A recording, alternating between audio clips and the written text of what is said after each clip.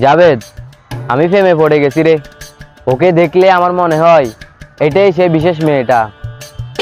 আরে ফিরোজ, তুই কাকে নিয়ে এত উত্তেজিত হচ্ছিস? এ পার্কে কত মানুষ আসে যায়।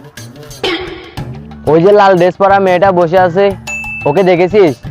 একদম সিনেমা নায়িকাদের মতো। তুই তো সত্যিই সিরিয়াস? তুই কিভাবে জানলি ওই মেয়েটা তোর দিকে তাকিয়ে আছে? ও একবার আমার দিকে তাকাইছে, আর আমি সেই মোমেন্টে বুঝে গেছি এটাই সেই মুহূর্ত। আজ আমি ওকে গিয়ে কিছু বলতে চাই। ফিরোজ, তুই কি পাগল হয়ে গেছিস? তুই তো ওর নামই জানিস না। মেয়েরা এমনই হয়, একটু সাহস দেখাতে হয়। আমি গিয়ে ওরে বলবো হাই। আচ্ছা ফিরোজ, তুই একটা কাজ কর, তুই ওর পাশে গিয়ে দেখ তুই অন্য কারোর দিকে তাকিয়ে আছস। আমি তোর সাথে বাজি ধরতে পারি। অসম্ভব, আমি নিশ্চিত এটাই সেই মেয়ে।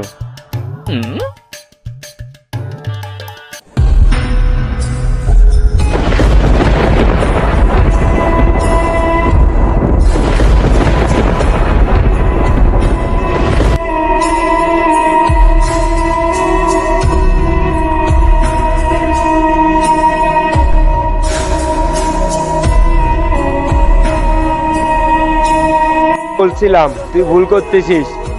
আমি তো জানি মানুষকে কি করে।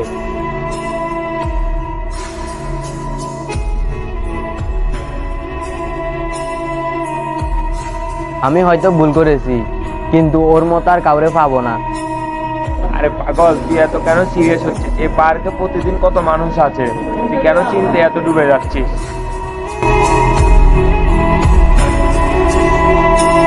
ভালোবাসা কপালে থাকলে ঠিক দেখবি ও একদিন এসে যাবে। তুই ওগুলা বাদ দিয়ে এখন একটু মজা কর। তুই হয়তো ঠিকই বলেছিস, আমি একটু বেশি ভাবছিলাম।